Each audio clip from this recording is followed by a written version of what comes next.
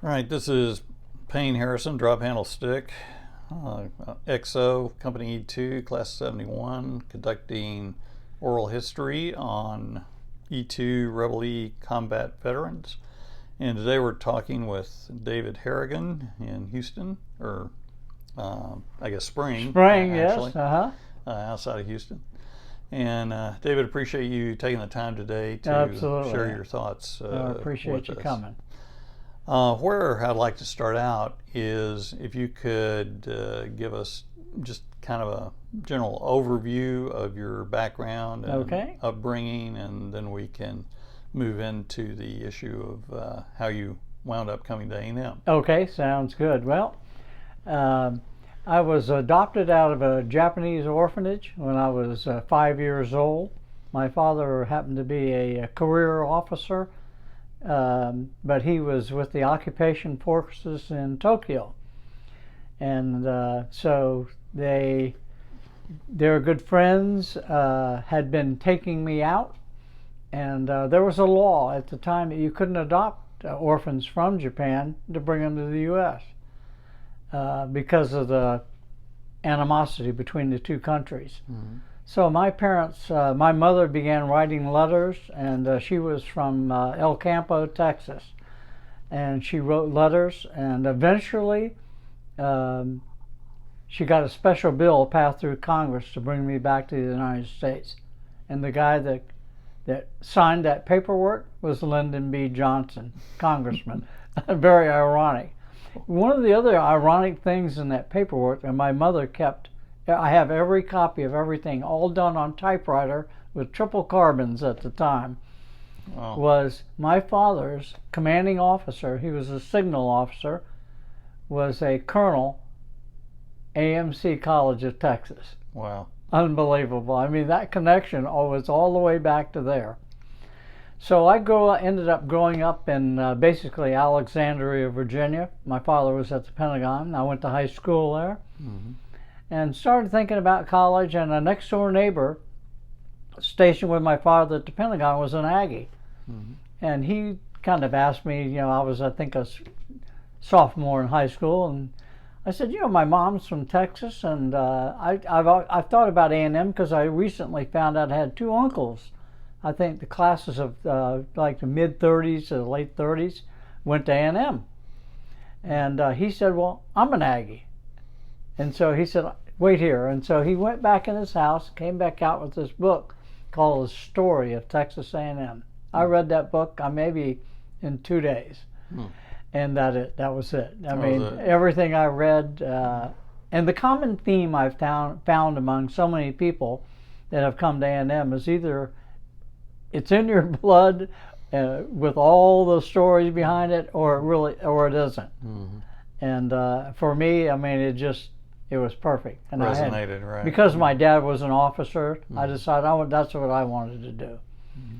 And so, well, kind of a two-part question. One, when you were adopted at age 5, right? And how were you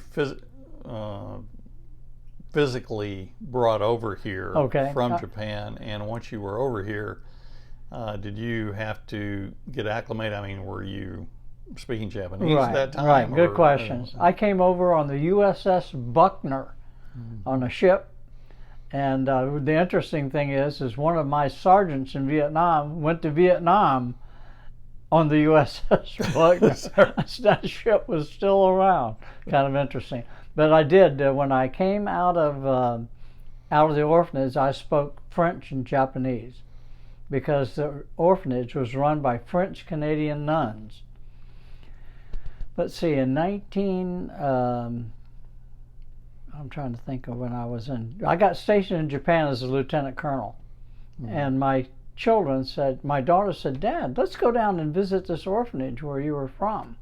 And we went, and it's still there. Wow.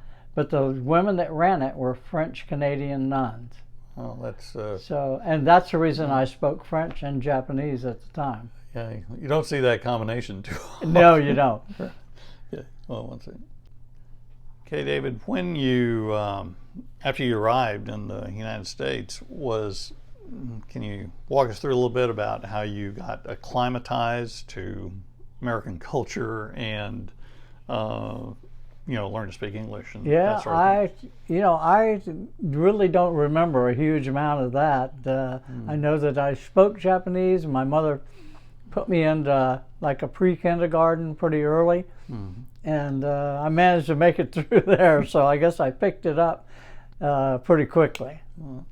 And what branch of the Army was your father in? My father started off in Europe as an infantry sergeant. And rose through the ranks and became an officer and eventually in the Signal Corps. Okay. And so... And he never graduated from college, so that was a big deal, really. Right. So initially it was Arlington, Virginia, and did you all move around quite a bit? Or? Yeah, my father went to flight school. We were at the original Edward Gary Air Force Base, which now is the Job Corps Center, if it's still in existence. And he went to flight school there, and then we went back to Japan 1957 to 59. I did not meet my real mother until I went to Vietnam. Came from Vietnam as a second lieutenant to Tokyo, and I met my real mother at that time. Okay. Well, let you get hooked up. Yeah, right there. There we go. Good. Okay, good. And anything you want to share about that reunion? Well, that was kind of interesting. Yeah, I met her, and I spent 4 days, and it was like my real father had never. He just went out to get a cup of coffee or something, coming back. But I met all this family, this Japanese family that I had never even known before. And it was pretty startling, to say the least. My mother never remarried all her life. I was the only child she ever had. Wow. Yeah.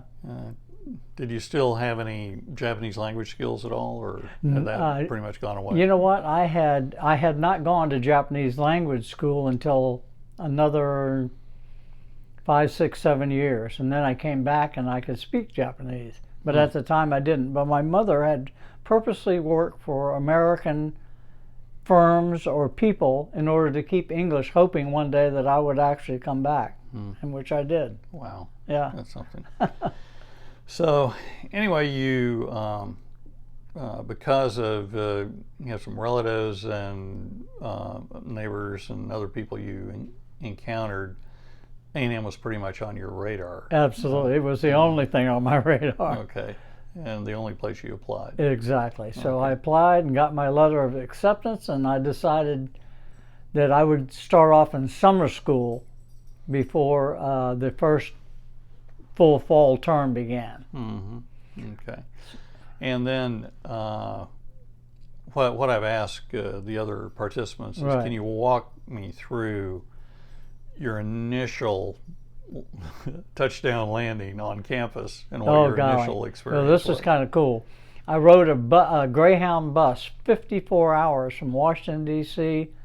to the front gate entrance of College Station, Texas, which was arrived at 4 o'clock in the morning.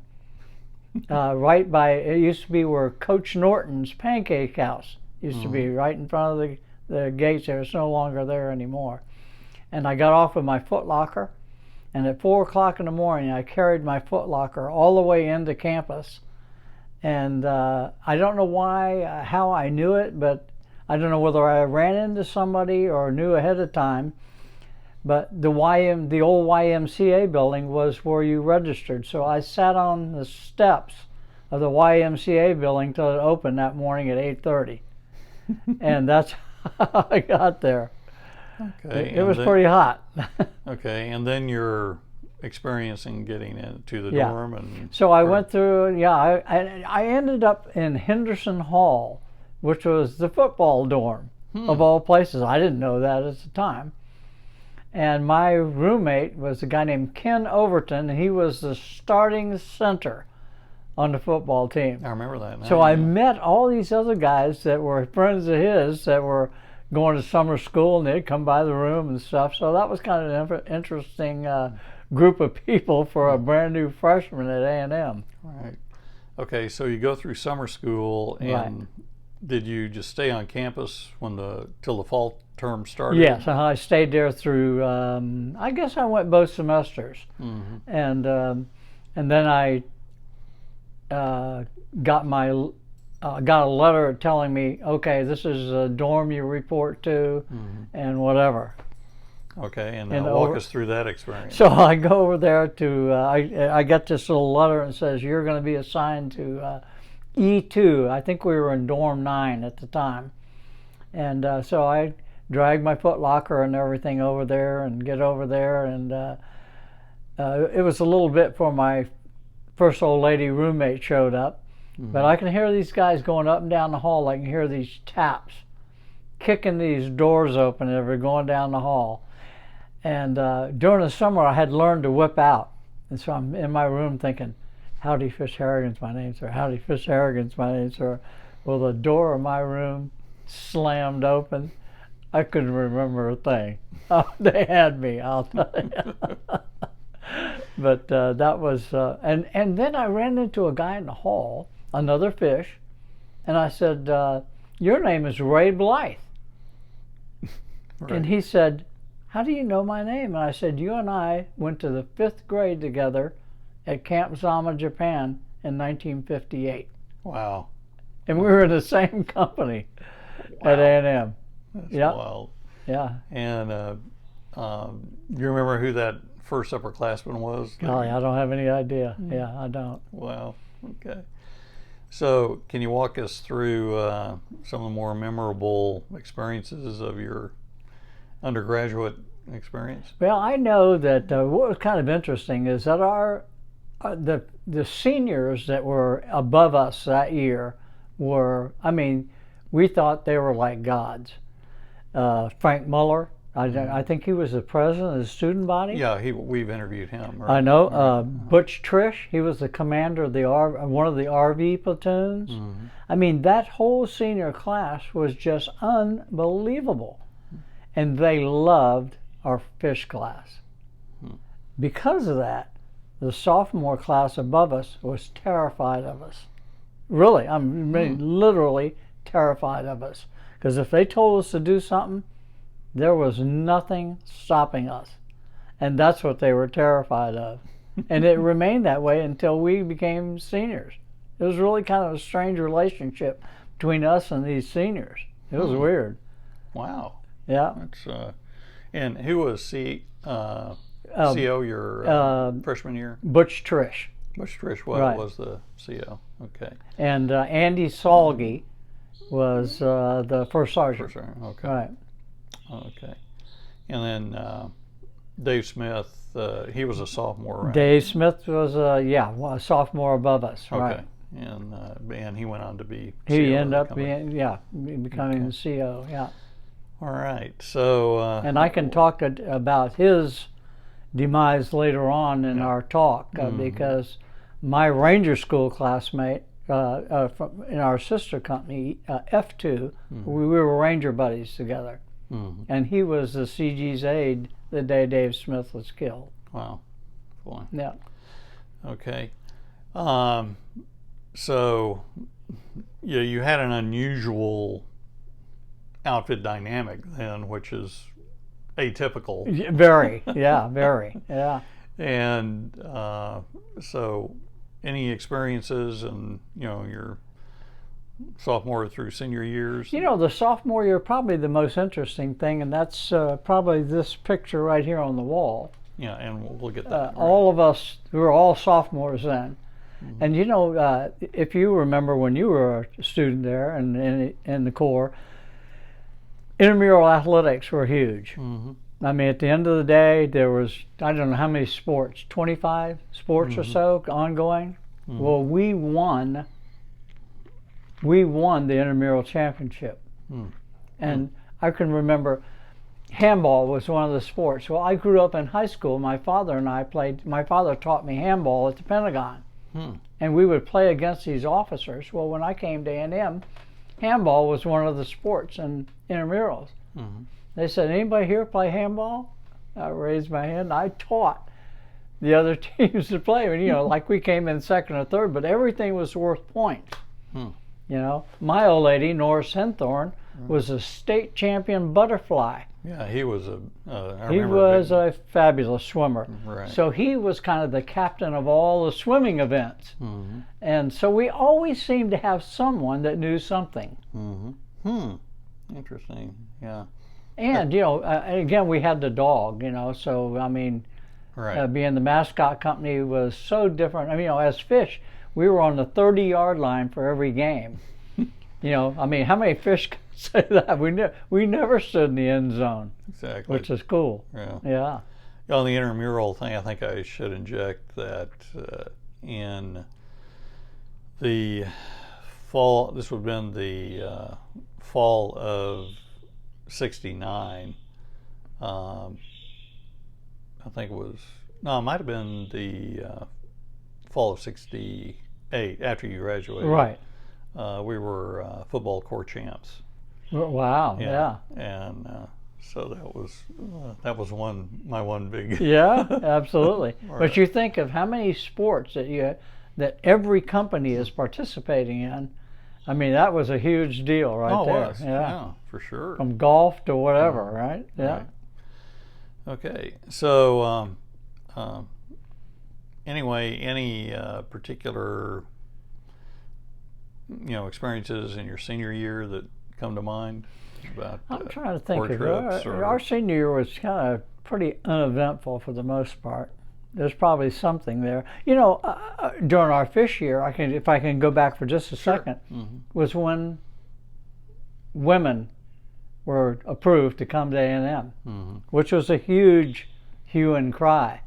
But General Rudder was the president of Texas A&M then, and there's probably nobody could pull that off but him. Exactly. Because he was so revered. And I don't even remember back then knowing much about his background at Point to Hawk as a Ranger Battalion commander. He was just the president. Right. And so I remember E2 helped put up this effigy out by Lawrence Sullivan Ross statue. But it was very short-lived, and that all went away, and and women came. That was a big deal. My daughter, class of 2000, later on, she arrived at A&M, so that it was a big deal. It was. So.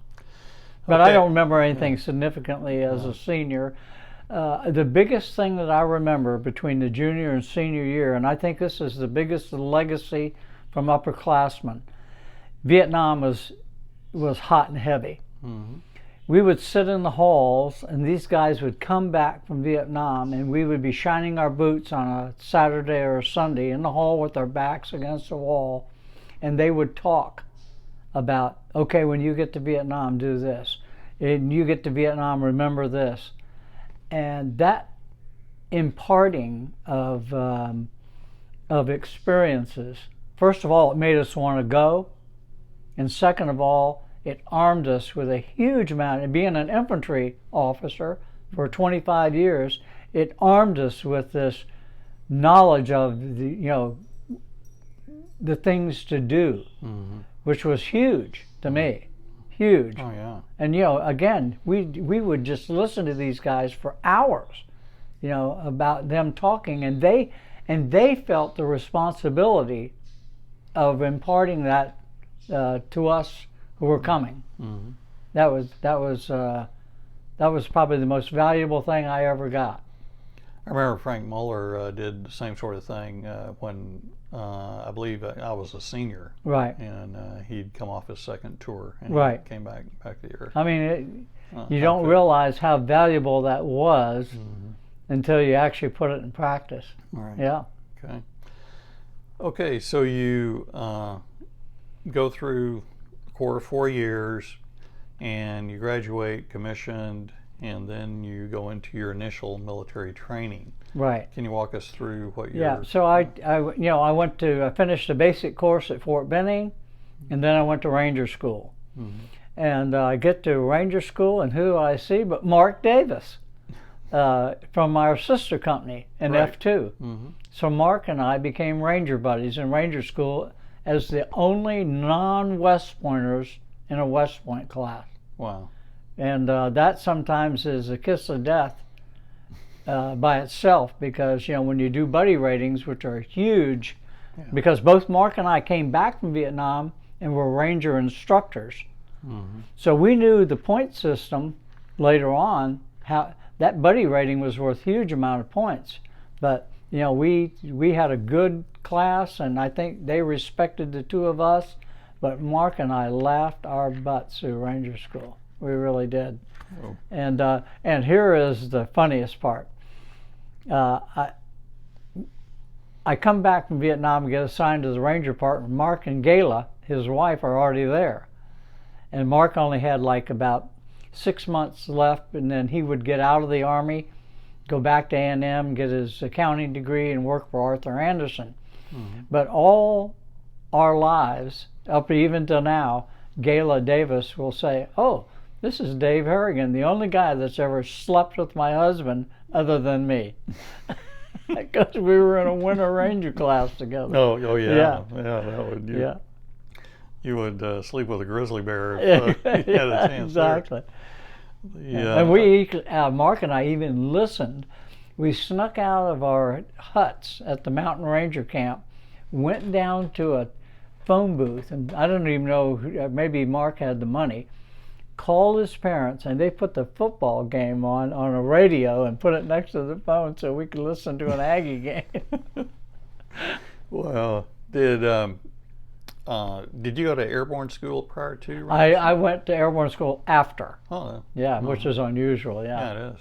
Right. So Mark and I corresponded during Vietnam, and that's when he told me Mark became the CG's aide of the 25th Infantry Division.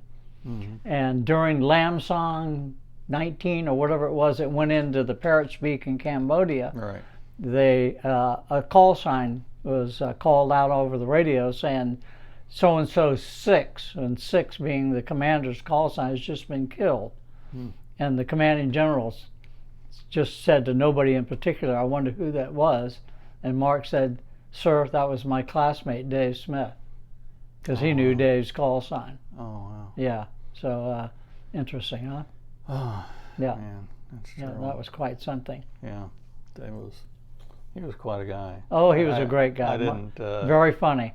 He had graduated when I was a fish, and he came back and played some touch football with us. Right. Knew him a little bit. Yeah. But, well, I didn't learn of, we can do this later on, but I didn't learn of Kevin Reiner's death until, later. And who was also in E2 in my class. Right. And that was just hugely shocking to me. That here I was, an infantry lieutenant, had already survived, 10, 11 months in the field, and here's an engineer lieutenant shot and killed by a single round while he's building a road outside of Long Binh Air Base. I just couldn't believe it. So, and that's what caused me to end up writing that poem that's used at muster in his name. Right. Okay, you go through Ranger School and then Airborne School. Right. And then where do you go from there? Then I went to Fort Hood, was a infantry lieutenant for 90 days. You had to be in the U.S. 90 days before you get assigned to Vietnam. On the 90th day, the Lieutenant Harrigan, you're being reassigned to Vietnam letter arrived. And I think that was standard procedure for all infantry lieutenants. So then I arrive in Vietnam, and I'm assigned to as a platoon leader in Delta Company, 2nd of the 05, 82nd Airborne. Did you go through the jungle school in Panama? I didn't go to any. I went direct. Direct. Right. Okay. All right. So where physically were you located when you first arrived to your unit? Let's see. I was trying to think. They were in Phu Loy, which was just a little area right next to Saigon.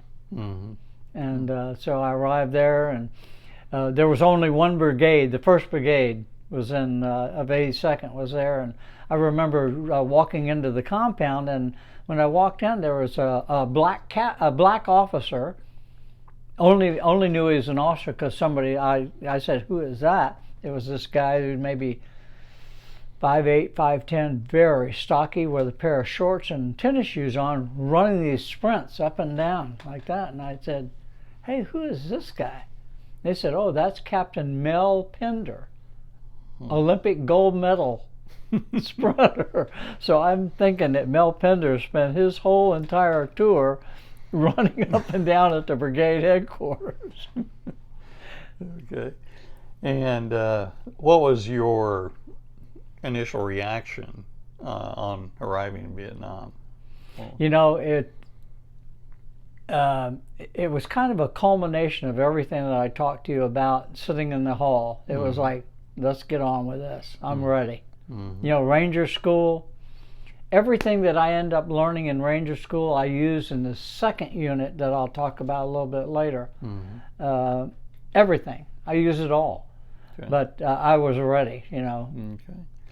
All right. We're going to take a break, and when we come back, we will go into your operations All right. as you were there. Okay, David, when we're like to cover now is, you arrive at the unit, kind of walk us through like your first month there, what occurred and Yeah, how well, you became the basic acclimated. drill every day in and out was that we would go and ambush every night. So, usually leave out about 4 or 5 in the evening, cross a couple canals, which were very common. Where I was west of Saigon, we were up in our waist and water every day. So that alone caused a huge amount of problems in terms of ringworm. If you've ever had your feet immersed for more than 2 or 3 days, the skin flakes off. I mean, it's all swollen. It was physically, it was pretty telling for almost everyone to be in water like that 6-8 hours a day. But we would cross a couple canals, and the biggest thing I remember from that were the leeches. They were everywhere. I mean, little tiny leeches like that, and they were so small they could swim through the eyelets of your boots, through that hole. And you'd be itching on your ankle, and you'd undo your boots in the morning, and that rascal would be like twice the size of a pencil wide, just engorged. But they were everywhere, so. And because of that, and the humidity in Vietnam, everybody was that sore when you got that thing off, and usually you got it off with mosquito repellent, which was hugely strong in Vietnam. So much so that if you touched the crystal of your watch, it instantly frosted it. And we used 3 bottles a night, every night, because in the Delta, I told you we were in water up to 6-8 hours. You clapped your hands together every night, they were black. There weren't billions, there were trillions of mosquitoes every night. So you had a head net on, at night when you'd ambush, and if that net would touch your lip or your nose, your lip would puff up like somebody had hit you in the face. I mean, even today, if I got one mosquito in the bedroom at night, I will stay up till I get that rascal. I can't sleep. Wow. Yeah, so they were awful. But yeah, we ambushed every night, and during the day we would clean our weapons and maybe do a little local patrolling. And the Vietnamese that was in our area was the farmer by day, fighter by night. Not like one of my next unit that I matriculated up to later on. So he was kind of a guerrilla fighter. Right. So, and walk us through how you would lay an ambush, and did you, have any engagements like during that early time? Yeah. The easiest way to explain how to do it, which is, and again, learned all from Ranger School because we used to ambush all the time there, and learning how to set it up, whatever. I'd get my guys, we'd go down a trail, and I'd say, now this would be just as dark as beginning to come. I'd say, now do not look down, but we're walking through our ambush site right now. We would walk on for another 100 meters or so and wait till full dark. And the reason we did that is that we wanted to, because there were so many grenade set by the booby traps set in our area. We wanted to walk through an area and make sure it was clear and not do that in the middle of the dark. So then we would come back, set up, and be ready to go. Yes, we initiated quite a few, and we also, one of the worst things we ever had in our ambushes is they had huge rats down in the delta, in that watery area, like the size of cats. And they loved to eat the claymore wires, the rubber. So you get ready to initiate an ambush, and you'd use what we call an infantryman calls the clacker. Right. And you do it, and nothing would happen. And the reason why is those damn rats that had eaten through the wires up there where the claymore was. It didn't happen often, but it happened enough. But we used to have those rats run across our faces. They were at night. It was it certainly get your attention. And can you describe one of your engagements where you exchanged enemy fire? Yes, I mean,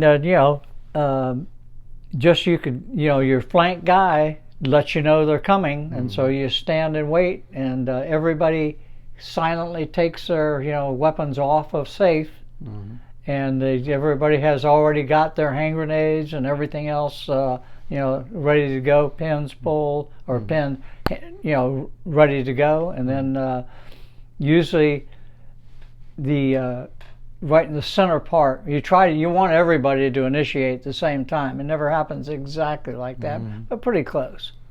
And the 60s machine guns are going and hand grenades are going, and I can remember I had several new people, maybe 4 or 5 new guys coming, because there were always people going home, new guys coming in, right.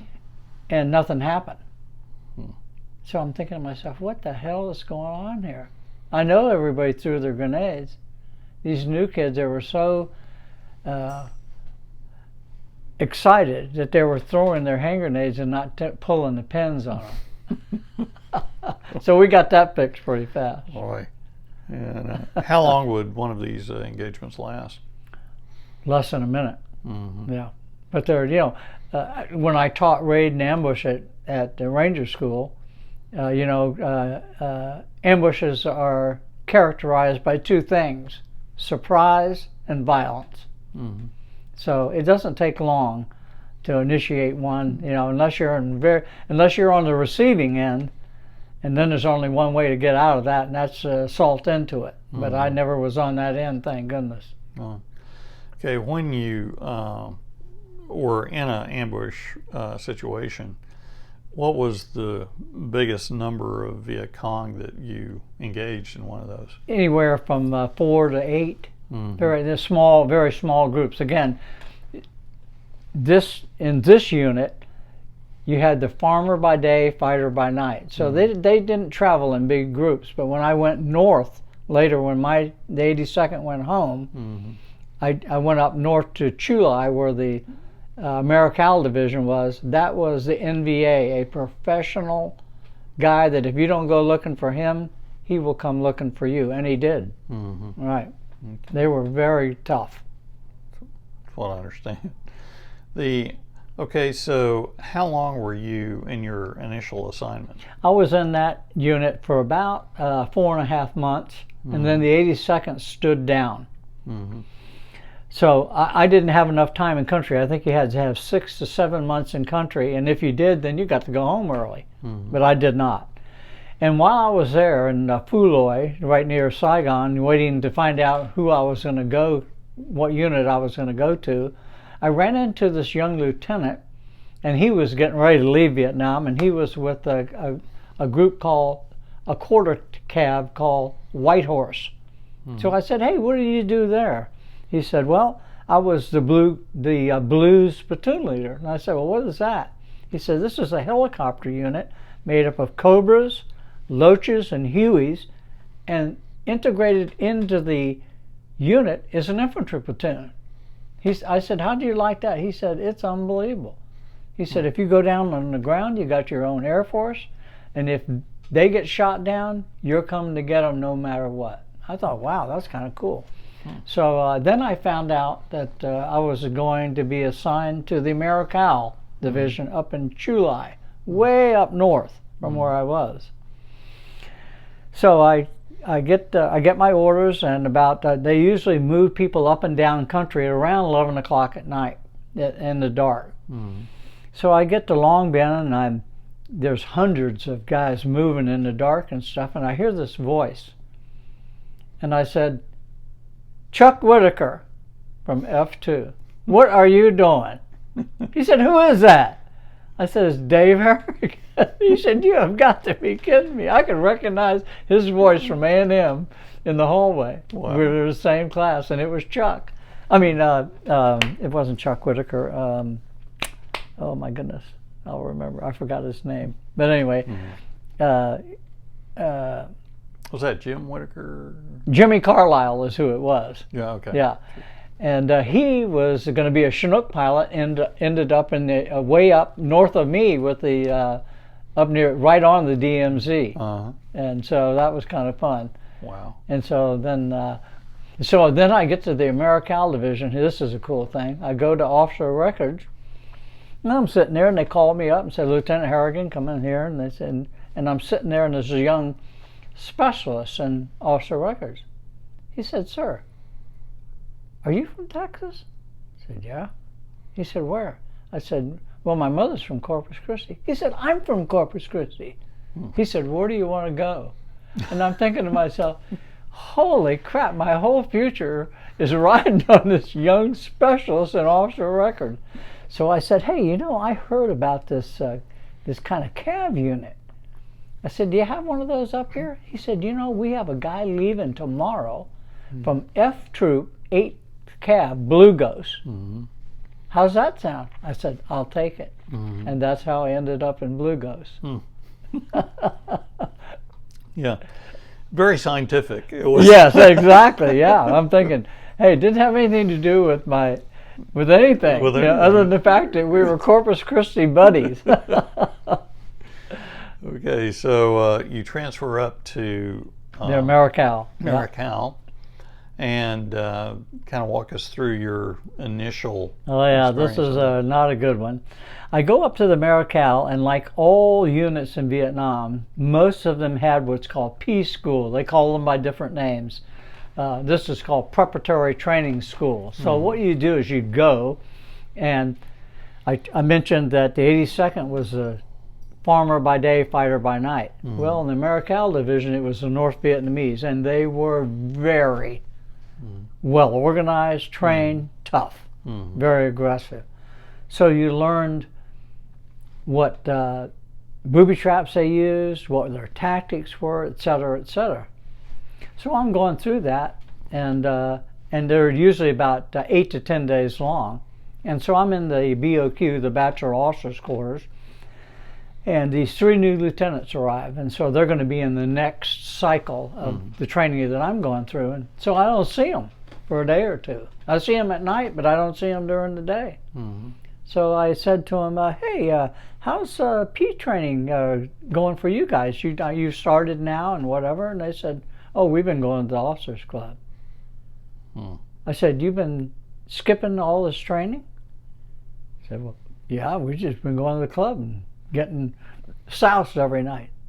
I can't not tell you how incensed I was that here is these lieutenants who are bringing the anti-war attitude with them from the States. They're going to be entrusted with these 25 or 30 kids who are relying on them for life and death decisions. And what do? They decide they're going to go to the Officers Club and drink. Man, I mean, I was livid. So a guy that came in like a day after they did, it was a captain on his second tour. So I said, "Sir, can I talk to you for a minute?" And so I told him what these guys are doing. I mean, you think I was livid. This guy was even worse than I was. He just couldn't believe it. So that night when those guys came in, he took them off to the side. I don't know what he said to them. I know they had a unbelievable come to Jesus session. Wow. And they never missed another day. Yeah. I think he told them you'd have them court-martialed. I mean, that's what you deserve, to me if you were to skip that training for these kids that are in the field relying on you for everything. I mean, that's the type of stuff that we learned at A&M, that we take care of our people. You know, we learned that our whole time in the Corps. That's the legacy that I you know, I thank A&M for every day. And you know, you just telling me about it, yes, it gets my hackles up. Exactly. You just can't believe it. You know, somebody would make a conscious decision. But it was, I attribute it to not only the officer leadership on a scale of 1 to 10 to me. In my 16 months there, or 14 months there, was on a scale of 1 to 10, maybe a 4+. I mean, and I'm used to the Aggie lieutenants, you know, that were the exact opposite of this. I mean, as a group, you know, no guy I ever knew would do that. We took care of our squads and our platoons at A&M. It was ingrained in us, you know. I'm so proud of that, you know, that our training led us there. Exactly. Okay, so you go through your initial orientation training, and then what was your overall impression of the AmeriCal a division tough there? area, what they call a tough AO, area of operations. Only later did I find out, after I came back from Vietnam, that William Calley had been in one of the units, had left maybe 3 or 4 months before I got there, and ended up living under house arrest maybe 200 yards from my apartment when I came back from Vietnam at Fort Benning. We can talk about that later. But the AmeriCal division was in a tough area, very much so.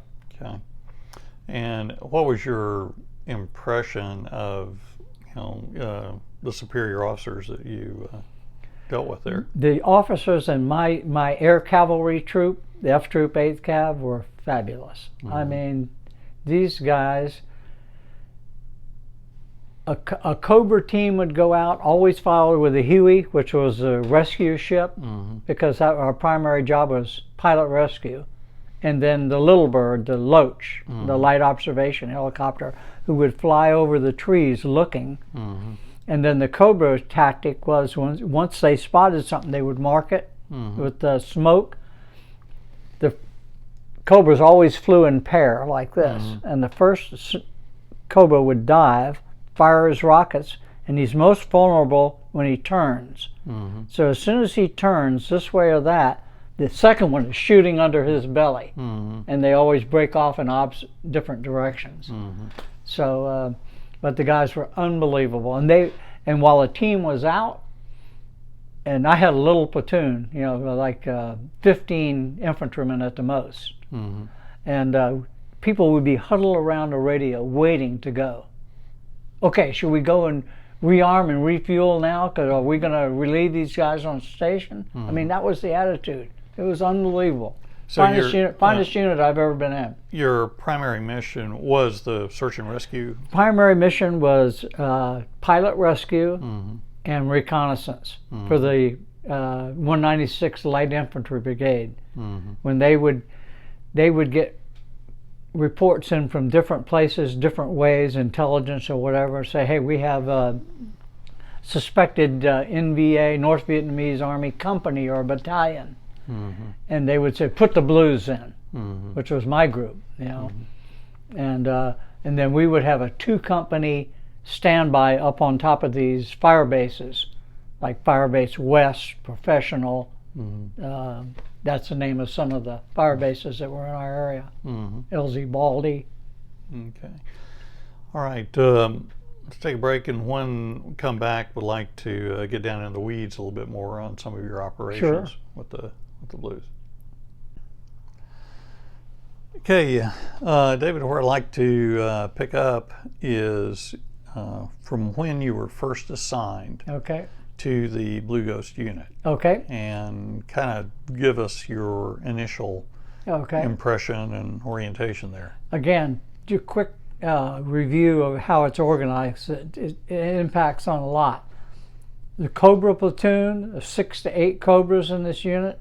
Mm-hmm. Then there's the little birds, the little round birds, the Magnum PI. If you ever saw that show, that was based on a Hughes Loach light observation helicopter. Right. We had 6 or 8 of those, and then we had Hueys, 6 to 8 Hueys, and we had the infantry platoon. Mm-hmm. So each of the platoon leaders, the Cobra platoon leader was Blue Ghost White, the Loach platoon leader was Blue Ghost Red, and I was Blue Ghost Blue, blue for infantry. Mm-hmm. And even today, all my people call me Blue. Mm-hmm. You know, and even in the field they did. They never called me Lieutenant Harrigan ever, which is kind of cool in a way because it kind of takes that rank hierarchy dynamic out of the way. But as I mentioned, there was 2 basic functions: reconnaissance, pilot rescue. So that meant if a pilot was shot down, no matter what, I mean literally no matter what, we were coming, and the pilots all knew it. Mm-hmm. And that got proved many a day. The average, I think, lifespan of a helicopter in Vietnam, if you look at it, a lot of the helicopter statistics is not even 24 hours is the life of a helicopter pilot, which is remarkable to me. I would have never believed that. Our pilots had a much better lifespan than that, but we had a lot shot down. But it was a great unit, and then when we were on the ground for reconnaissance, they would like put us on the ground. We'd go into a village to search, or we'd go in where they had a lot of North Vietnamese spotted, try to make contact with them, and they would have 1 or 2 company backups from the 196th Light Infantry Brigade. They would go in and get them and fly them in, and then develop that. Mm-hmm. So that's kind of how it worked. So you, as a platoon leader, you would be flying in the Hueys. In the Huey, correct. And so when I got there, I said, you know, I know that they know that I've been in Vietnam for a while, you know, but what's the hottest thing you got going? It said LRP extractions, long range reconnaissance patrol extractions. I said, okay. So I found out I had them install a scramble phone in my hooch, so that when they scrambled alerts at night, it would go off in my room, and I'd run to the Huey, and 2 Cobras, only 2 Cobras and a Huey would go out on those kind of scrambles. Mm-hmm.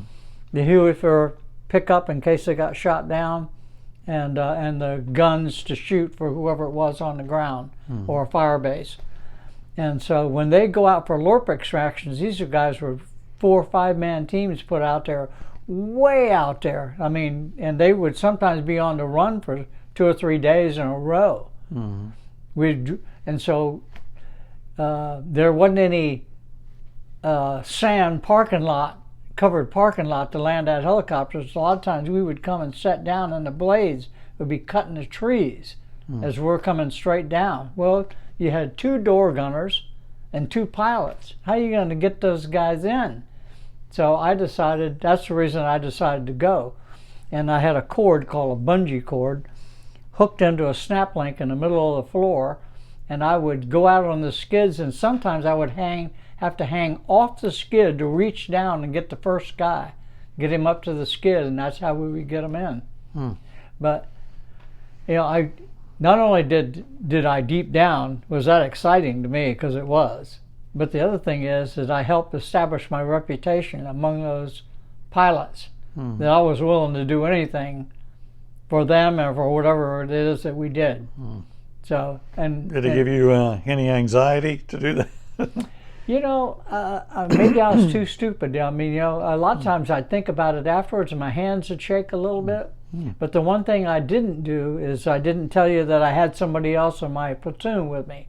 I never jeopardized them in doing something that I wanted to do. The other thing I did was after I'd flown with them for maybe a month or 2, I got the 3 platoon leaders together, the Huey, the Loach, and the Cobra, and I said, you know, I've ridden with you guys for 3 months here. You either teach me to fly, I want you to teach me how to fly all of them out. Come up off the ground and out. Because I said, if you don't, I'm going to do it anyway. If the blades are still turning and I come in to get you, I'll fly that goddamn thing out of there anyway. Mm-hmm. So they did. I went out on last night visual reconnaissance with the Cobras, with the Huey, and with the Little Bird. And they said, what about landing it? And I said, I'm not worried about landing it. Our helipad is right next to the water here. I'll just put it in the water right there. And so they knew I was nuts enough to do it. Mm. And I was willing to do it if that's what it took. So how many how many LERP extractions did you have to 10, 15. Is that right? Yeah. Wow. So, and the incident, this award incident, is one of the ones that was a not so good one out of that. I was out with the commander, and we were on what's called a LERP overflight. And so the commander of the unit was flying, and his co-pilot, myself, and the LERP platoon leader from the 196th Infantry Brigade. Mm-hmm. And we were going out, and we were going to fly over the area where his guys' 5-man team was going to be inserted the next evening. Mm-hmm. So on our way out there, we get a call that another team that we have, Cobra, and just the Little Bird were out, and the Little Bird got shot down. And so my commander said, we're going. And so I said to the LERP platoon leader and myself had headsets on. I said, we're going into that aircraft. As soon as the old man hits the ground, we're going in to get it. Mm-hmm. So I said, you get a rifle from the door gunner over here, and when that bird hits the ground, we're going in to get that aircraft and the people out of it. So the bird, the old man flew around once and landed. I jumped out, the aircraft took over, and I was all by myself. The guy never got off. So I cut the first guy out of his seat, threw him over my shoulder, and ran for a spot, and the old man came in, and they shot his chin bubble out. Mm-hmm. And so he had to take off. So I'm still carrying this guy, and I run to another spot, and they come around with the Huey and land, and I throw him in, and I go back to the aircraft, and I get the door gunner out, and he's burned 90%. I threw him over my shoulder, ran for the bird, threw him on, the old man takes off, and I go for the last guy. Well, meanwhile, all the hand grenades and the ammunition from the M60 machine gun, everything is blowing up inside the aircraft. And there's still a guy in it. And the aircraft's on fire, it's on fire, because that metal that it's made from is very flammable. Mm-hmm. And so I couldn't get him out. I couldn't get the last guy out. So I jumped back on the helicopter with the major, and the door gunners burned like 90%. So I took a pin, put it through his throat, so he could breathe, because his skin was like touching cardboard. He was burned so badly. And he ended up living for 5 days, Sergeant Burr.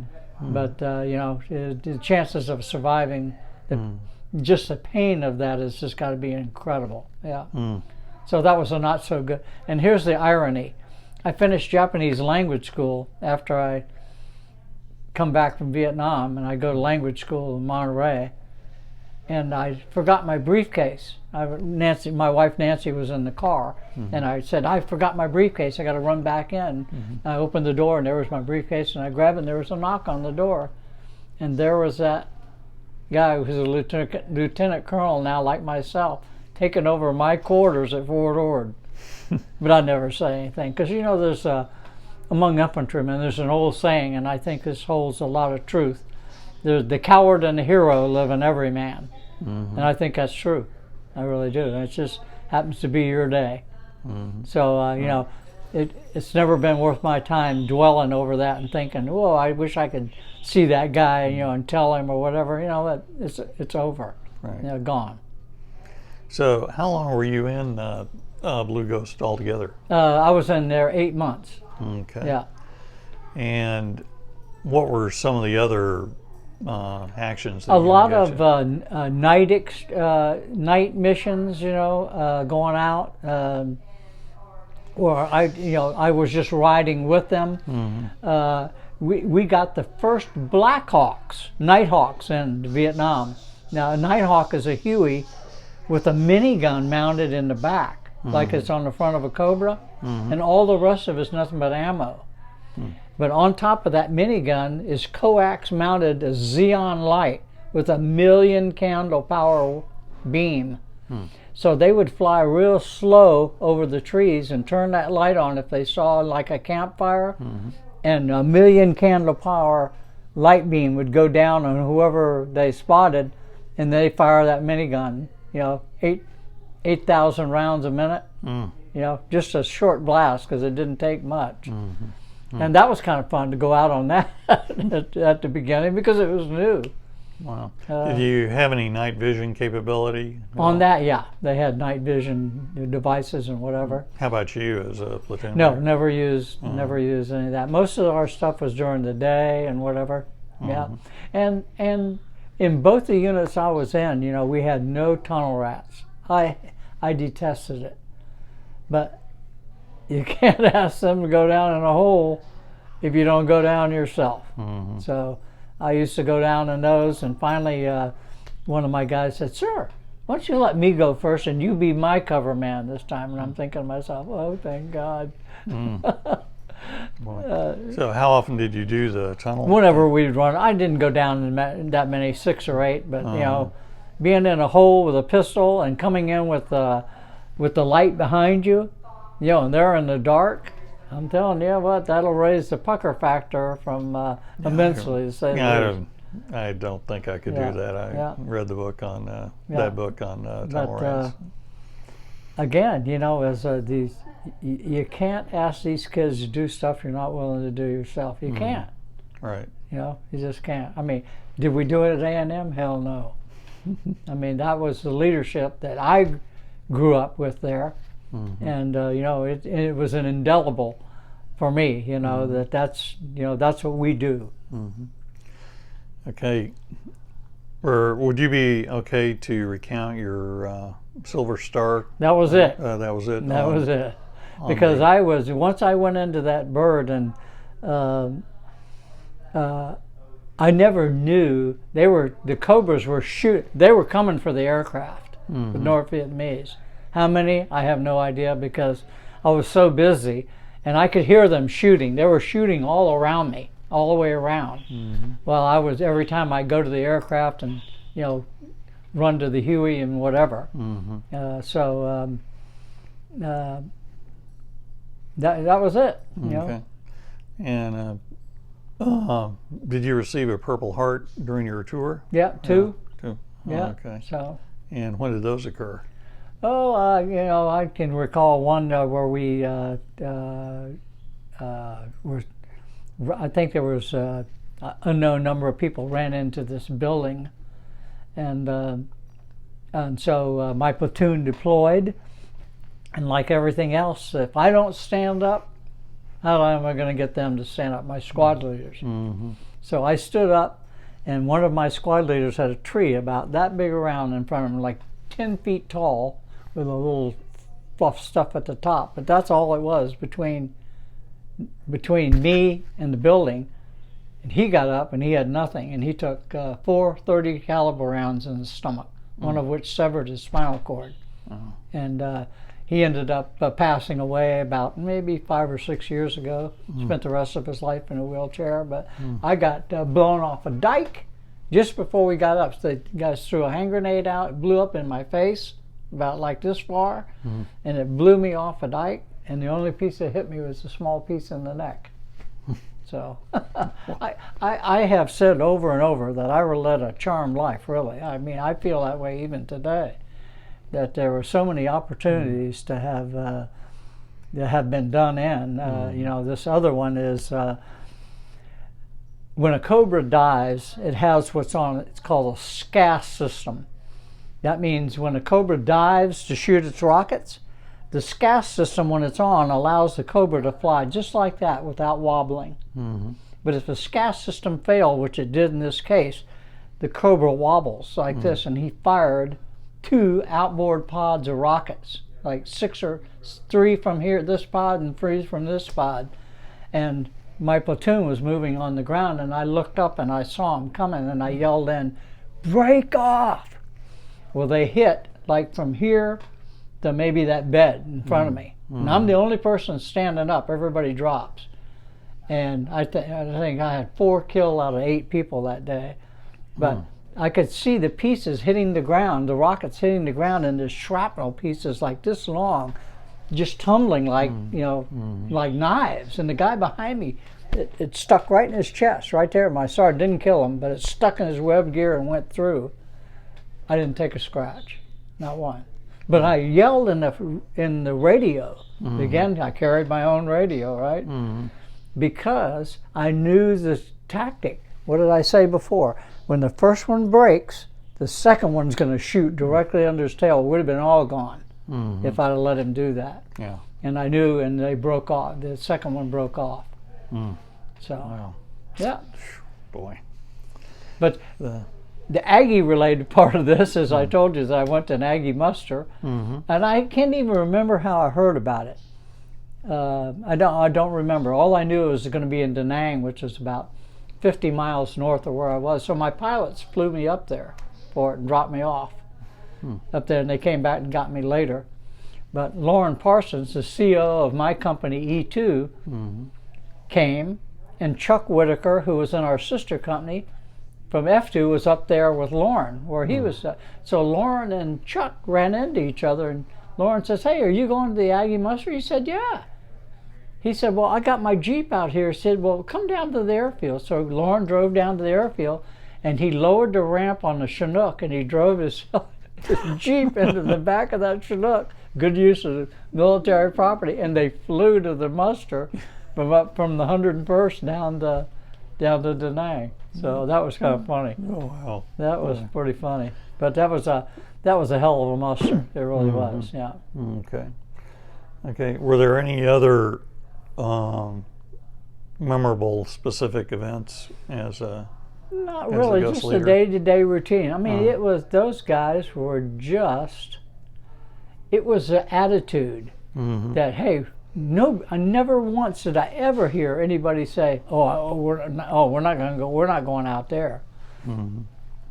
Example, up where we were, there was huge amount of these fire bases would sit on these mountains, 2,000 feet up in the air. Well, during monsoon season, all that would be in the clouds. And we get a call from what's called a TAC-E, an emergency ammo request from one of those fire bases up there. They're out of ammo, they got to have it. So they would take only the oldest, most seasoned pilots, and we would fly in trail.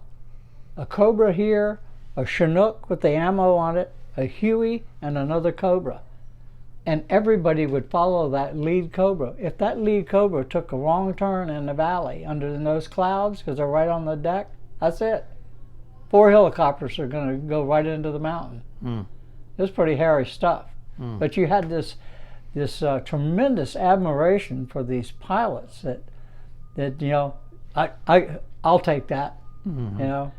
I got this. All right. I mean, that was their attitude every day, or whatever it was.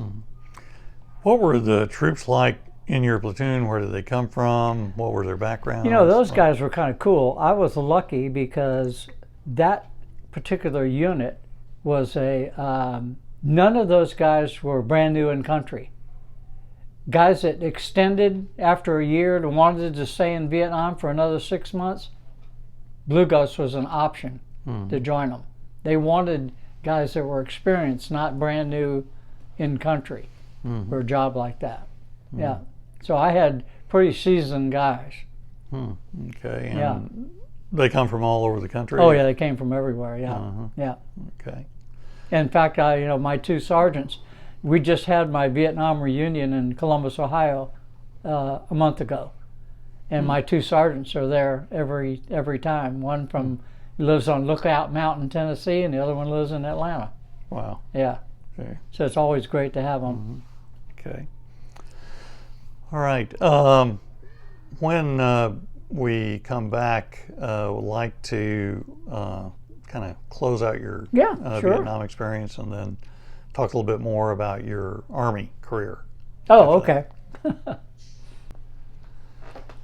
Okay, Dave, now I would like for you to kind of walk us through the latter part of your Vietnam experience, kind of mustering out of Vietnam, Okay. and then your homecoming experience. Okay. So when I got ready to leave, I checked with officer records and I said, hey, where's my replacement?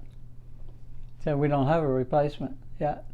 So, okay, fine. So my DROS, the departure date from Vietnam, came and passed. I get a call from officer records saying, is this Lieutenant Harrigan? I said, yes, it is. He said, you were supposed to DROS a week ago. And I said, I asked you a question a week ago, and what was it? Did I have a replacement? And you said no. And I said, I'm not leaving here until there's a lieutenant here to replace me. I'm not leaving these kids that I've had all this time and leaving with nobody. So they finally got a lieutenant, and I left. I left. So what did I do? I decided, you know what? I'm going to head back to Japan. I told you I had met my mother for the first time. Mm-hmm. I'm not going to tell them I'm coming.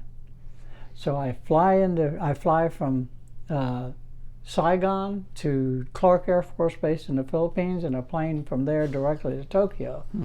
And I knew how to get downtown. And I get there, and I slide the screen back in my grandmother's house, and I take my shoes off, and I can hear my grandmother in washing dishes or doing something in the little tiny kitchen. I went, what's going on? And my grandmother turned around and dropped like 8 dishes on the floor. They all broke. And she called my mom. I heard her on the phone talk to my mother and whatever. So that was kind of fun. I spent another 4 or 5 days with them before I came back to the U.S. And the night that we flew into San Francisco, I remember they started playing I Left My Heart in San Francisco on the phone, on the airplane. Mm-hmm. Oh, that was tough. Yeah. That was tough. A great song. Yeah.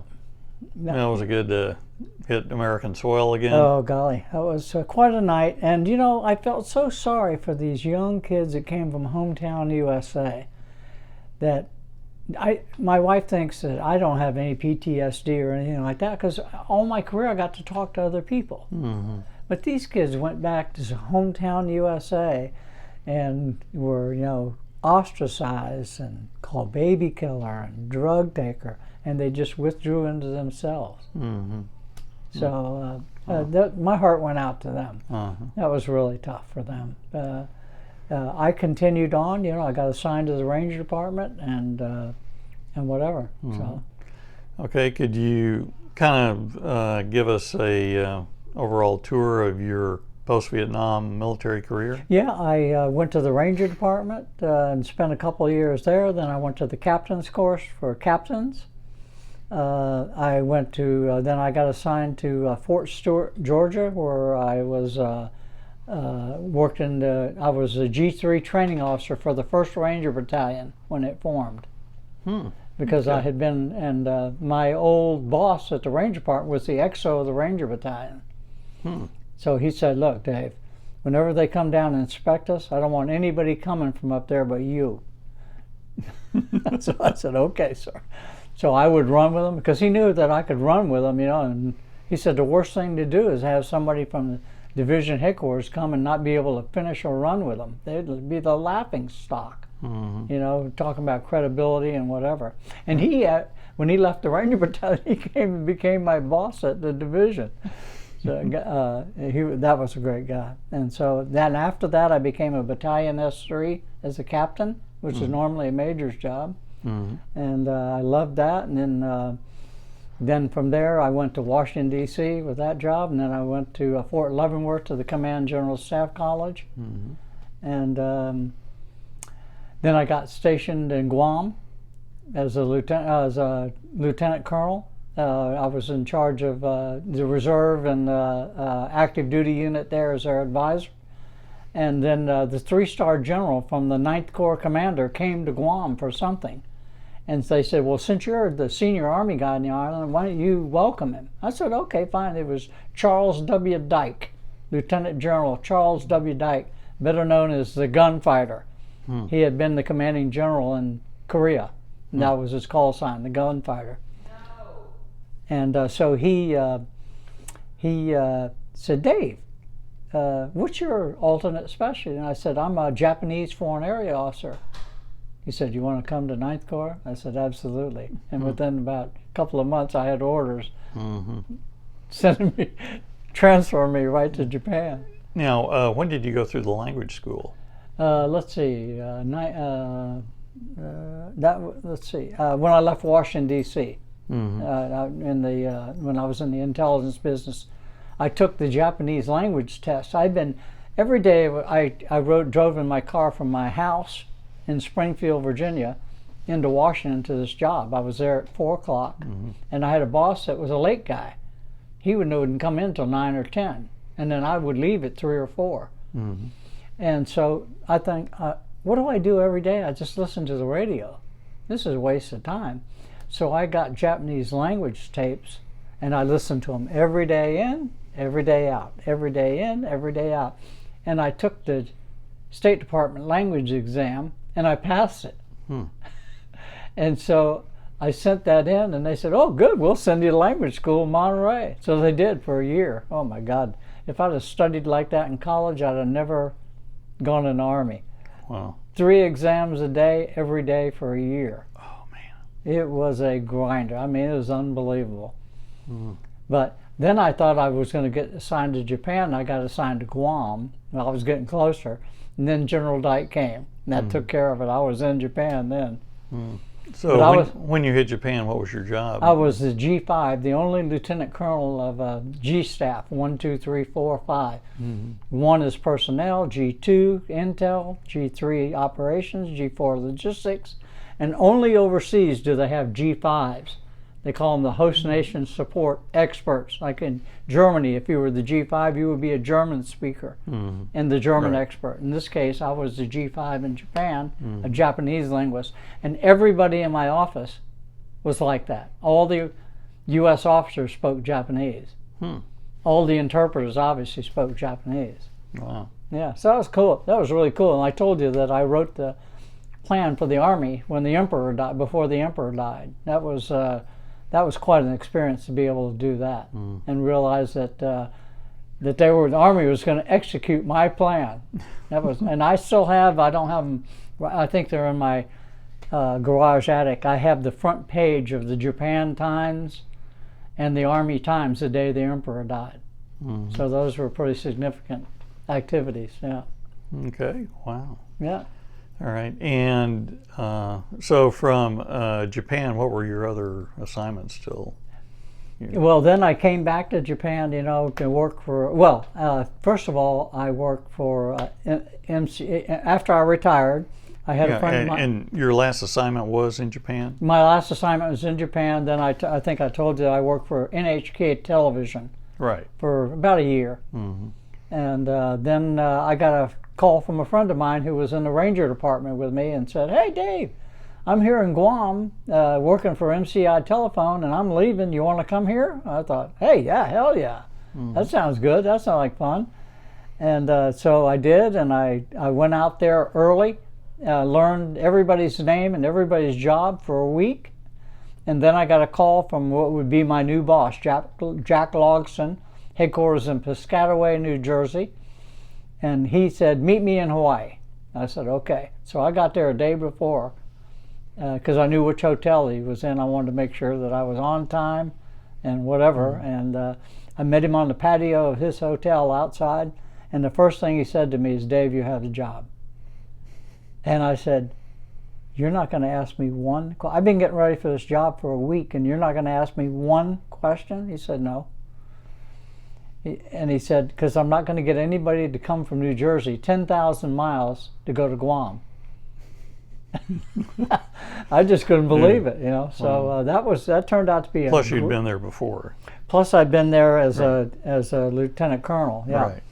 But that job was one of the finest jobs I've had because I was in charge of the largest MCI location outside the United States. 100 people, 11 managers. So that was pretty cool. I really enjoyed that. And we ran what's called the switch. So if this is the west coast of the United States, Guam sits out here. And the undersea cable runs from California all the way to Japan, Ibaraki, Japan. It comes back to Guam and back to the United States. So if it's cut anywhere, it automatically reverses itself, so you have a redundant system. So that switch location is hugely important, you know, because all the telephone companies use it, not just MCI. We ran the switch, but AT&T used it, Sprint used it, MCI telephone used that same switch. Yeah. Wow. So that was kind of fun. Okay.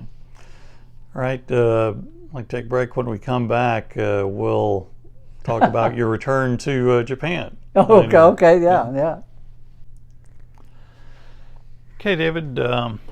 After your military career and after you worked for MCI, you had an unusual situation where you returned to Japan. That's correct. I wondered if you would share with us that experience. My wife got a letter from a young girl that my wife was a brand new teacher out of college, got a job at a high school, and one of her students, I think 2 years younger than she was, ended up marrying a guy, and later on he became a senior vice president in Coca-Cola and got stationed in Tokyo.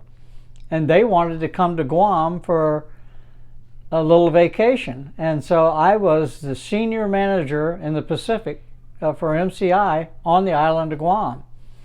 So they came and we played golf and looked all around.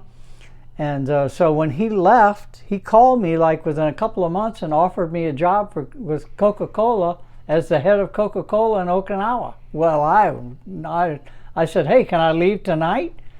And unfortunately, a bad incident involving the military occurred in Okinawa, which made that not feasible. I told him that based on the culture of Japan, you cannot put an American in there, and he found out that was true.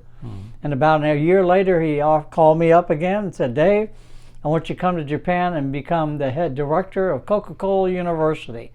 And I want you to train 5,000 Japanese salesmen on how to sell. And I thought, wow, that sounds like kind of fun. So I did, and I left MCI and moved to Japan. And my best boss in the Army, when we both retired the same day, Rod Tanaka, he went to work for the U.S. Embassy. So I got a house within a mile of his house in downtown Tokyo. And I rode to work with him every day for like a month. And he showed me 2 or 3 different ways to drive downtown and come back, because I'd never driven. I had to get, they drive on the opposite side of the road and everything. It's quite different, to say the least.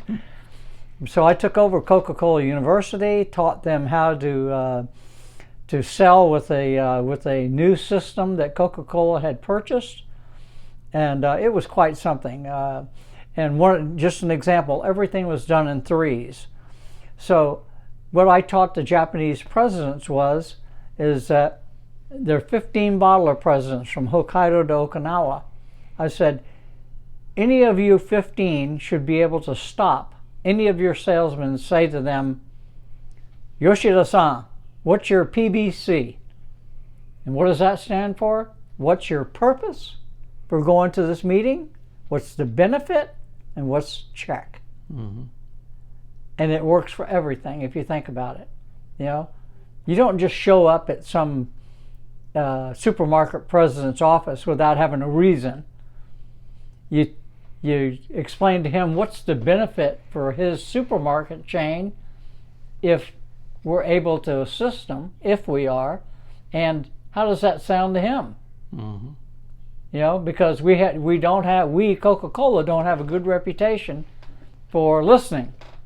We had a great reputation for telling them what our products were, but not asking them, what do you need? So it was a great system, really. I still think of it all the time. I still have all the paperwork on how to do it, everything, because I thought so much of it. I love this triplicate idea, purpose, benefit, check, and that type of thing, you know, so it made a lot of sense to me. But I loved it, and then after I trained the Japanese to do my job, then I took over the job in charge of all international accounts, such as Toys R Us. I brought Toys R Us in. I brought Costco into Japan.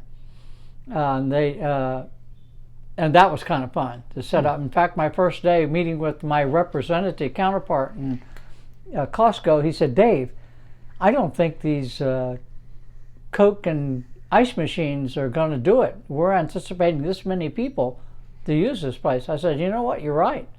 So I called up Atlanta. I said, "Hey, stop that order. I want it doubled." And within a month, they had the new machines, and we started off right. But that's the kind of response, you know, that we needed to have with them. It was great fun. And then I brought the most difficult customer to bring in was a company called Carrefour.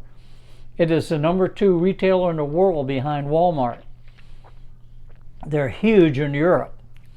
There was one actually came to the States when I was in high school in the 60s, but they only opened one, and they had no scale, and it folded in about like the first year and a half in America. Never came back. But Carrefour means crossroad in French. But the French are very, very difficult to deal with. Very. They do stuff like I show up at the office for an appointment at 10, and at 10:30 I'm still sitting there. And I go up to the desk and I said, "Do they know I have an appointment here?" They said, "Oh yes, they'll be with you in a minute." 11 o'clock rolls around. I'm still sitting there. So I get up to leave, and they call my office and said, "You know, Harrigan's son was just here. I have a meeting with him. Why did he leave?" So as soon as I arrive back at my office, I'm on the defensive. My boss has asked me, "Why did you leave?" This is their kind of the tactics that they use. I was at a meeting with the Japanese. I would always go with the Japanese because they're so passive. And the guy shoved it. I told him, "If you ever see me close my notebook up and stand up, you stand up." The guy got mad and shoved the table into my 2 Japanese guys from the bottler from that area and myself. I slammed my thing shut and started to stand up, and I could tell from the guy's face in front of me, the French guy, he knew he had made a mistake, a big one.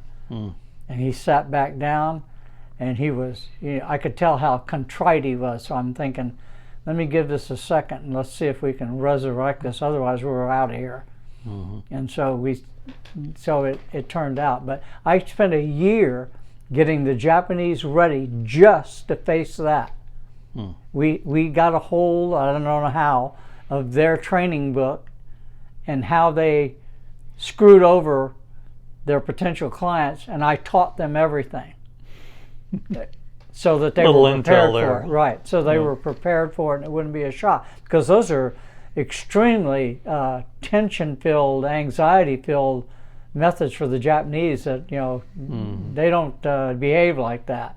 Right. That's the reason they sent me along. So that was kind of fun, yeah. But I enjoyed Coca-Cola a lot. It was a lot of fun. And you lived there for... I lived there for, total between the military and Coca-Cola, I lived there in Japan almost 15 years. Wow. Yeah, so it was a lot of fun. Okay.